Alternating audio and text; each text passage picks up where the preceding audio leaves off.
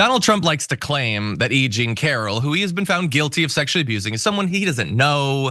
He's never talked to her, but he sure seems to post about her a lot on social media. Take a look at this.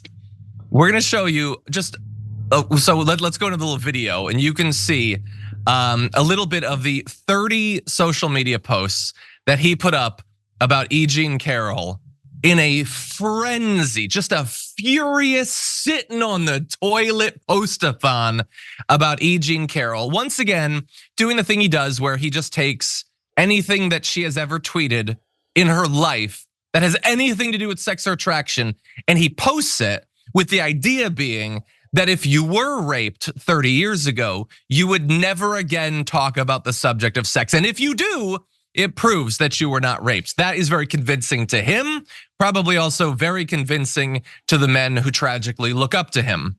But we want to focus on a couple of the specific messages. He said in one of these truths, "Can you believe I have to defend myself against this woman's fake story?" Which, if I was the lawyer for E. Jean Carroll, I'd say, okay, let's spool up another lawsuit because that's more defamation. You've already been found guilty of that. You cannot simply continue to claim that it's fake.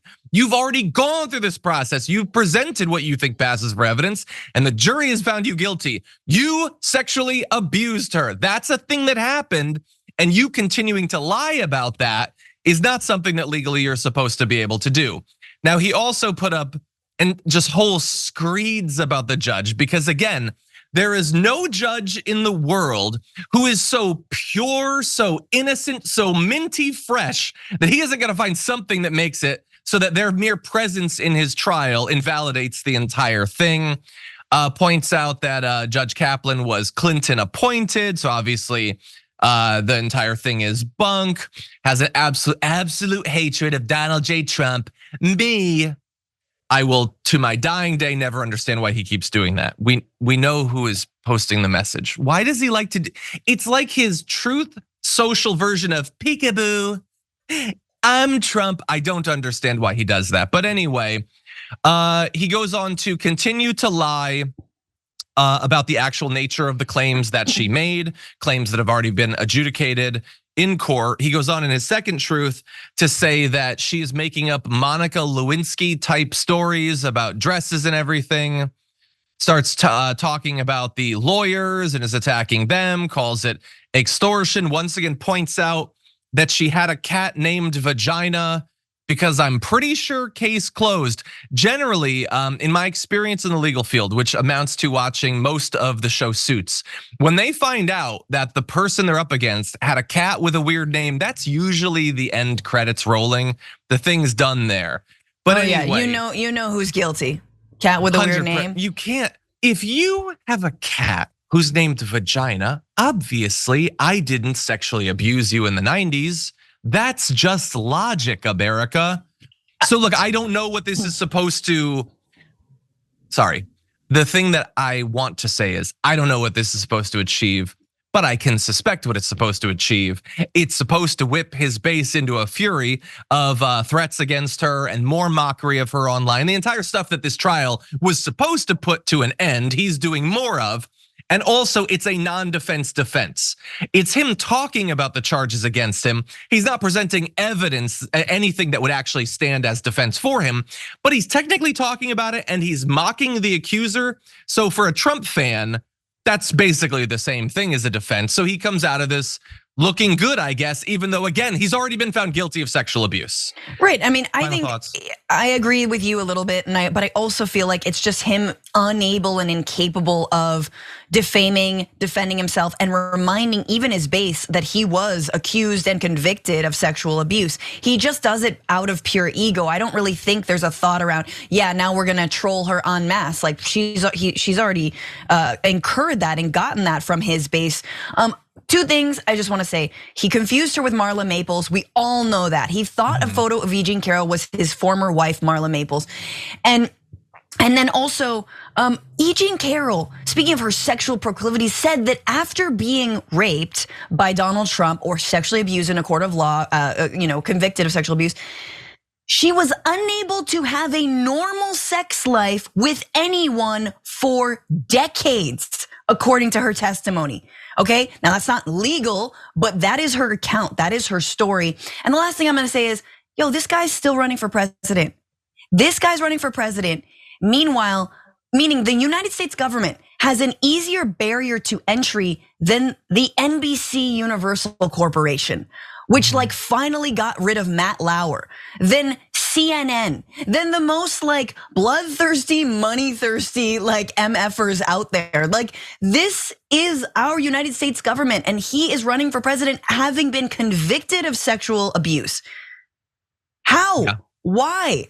Right? And this is why we actually need standards when it comes to sexual misconduct, abuse, and assault. It can't just be left up to the HR, to the whatever. No, where's the HR of the United States government? It's law, right? And so you should not be able to hold office having been a convicted sex offender. I'm sorry. Yeah, well, yeah, you shouldn't, or at the very least, like someone should do something. Like imagine if let's say I decided someday I'm gonna run for an office, not president or whatever. I'm gonna run for like a state school board or something. Okay. School board. Let's do school board.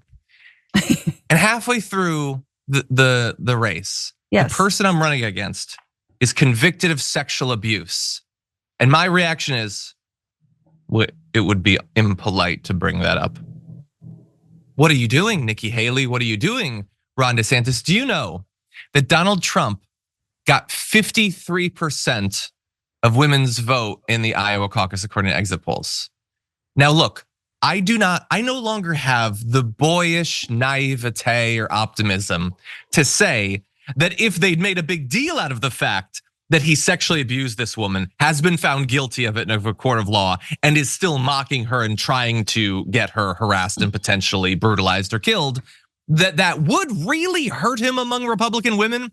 But I would hope that it would cost him a point or two, something, and yet they're not doing anything about it. The RNC didn't do anything about it. Ron DeSantis and Nikki Haley apparently like, what name so? This guilty verdict doesn't look like anything to me. This isn't one of the things where we're still waiting to find out. Oh, what's the Supreme Court gonna do? And does a special counsel have a good case?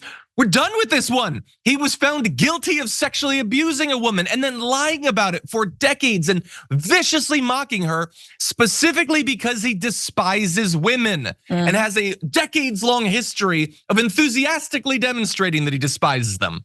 And they're doing nothing to make that an issue in this campaign. It is such a dereliction of just self-interest, of pragmatism, that you would let this go by. This barely gets talked about in the media. The trial that's already done, we're still looking forward to the other ones. It's so utterly frustrating. But that's the kind of faux feminism that the right, offers. That's Nikki Haley right there. It's like, I'm gonna use the fact that I'm a woman to my advantage. And oh yeah, sure, I'm Dick Cheney in heels, but at least, they're 6-inch ones or whatever it is. But then, the front runner in your party raped a woman that, many other accusations of misconduct, accused and convicted of rape, and you say nothing. That's the role that Republicans and Nikki Haley by proxy, of course she's in the Republican Party, want women to play, is to shut up about being abused, shut up about being harassed, and do not defend yourself at all. Yeah, 100%. Just try to survive in this environment of just grotesque mockeries of men, so that you can wield a little bit of power and maybe get a big paycheck or something like that. It's ridiculous.